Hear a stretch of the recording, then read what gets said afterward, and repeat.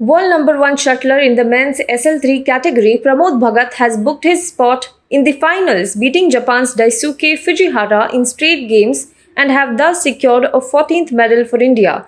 Bhagat will at least win a silver and he will take on the winner of the match between Manoj Sarkar and Daniel Bethel.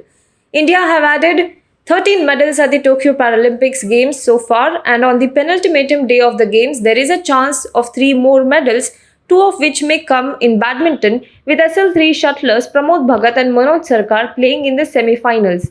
Medals are more or less assured for India in SL3 men's singles. Also in action will be shooter Singraj Adana, who had won bronze earlier, and he will be competing in the team event. In javelin throw, F41 India's Navdeep will take the field in the evening session. In men's single, SL4, Suhash Yathiraj will also take the court while Bhagat will team up with Palak Kohli for the mixed doubles SL3 SU5 semi-final. In an unprecedented decision, the Supreme Court Collegium headed by Chief Justice of India N.V. Ramana has recommended as many as 68 names in one go for appointment as judges in 12 high courts, including in Allahabad, Rajasthan and Calcutta, that are facing a severe crunch of judges. The 3-member collegium, of which Justice U.U. Lalit and Justice A.M. Khanvilkar are also members, has created yet another first as Marli Wakung becomes the first woman judicial officer from Mizoram whose name has been sent to the Centre for Judgeship in the Guwahati High Court. The collegiums in its meeting held on August 25th and September 1st considered as many as 112 candidates for elevation as judges in the high courts. Prime Minister Narendra Modi is expected to travel to the US in the last week of September in his first visit to the United States since President Joe Biden assumed office earlier this year. According to a report in the Indian Express, the Prime Minister is expected to visit Washington, D.C. and New York, and the visit is expected between September 22nd and 27th.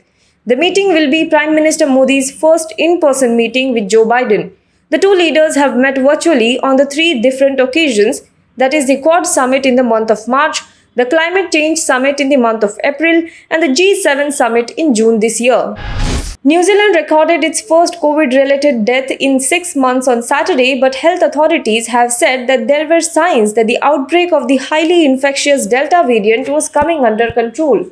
A woman in her 90s who had underlying health conditions and could not receive a ventilator or intensive care support died in an Auckland hospital on Friday night. She is the 27th person to die with COVID-19 in New Zealand authorities. In New Zealand, and the first recorded since February 16 this year. Authorities said that the woman was a household contact of a person who had already tested positive for the virus in Auckland, New Zealand's largest city with a population of around 1.7 million. New Zealand has been battling a coronavirus outbreak since the first locally transmitted case in 6 months was detected mid-August, thrusting the country of 5 million into lockdown. The Taliban's effort to legitimize their rule over Afghanistan got deferred by a day even as billboards informing about the formation of the government led by Taliban co-founder Mullah Baradar cropped up all over Kabul on Friday. In Panjshir Valley, the last stronghold of resistance forces, the stalemate continued. The Taliban have called on the rebels to lay down their arms and negotiate a settlement. However, former Vice President Amrullah Saleh, who is holed up in Panjashir, has accused the insurgent group of war crimes and human rights violations. Meanwhile, Afghan women banded together and staged another protest demanding their right to education and employment. On the other hand, many women judges, prosecutors, police officers and activists are living under constant threat from men who they had sent to jail, now set free by the Taliban.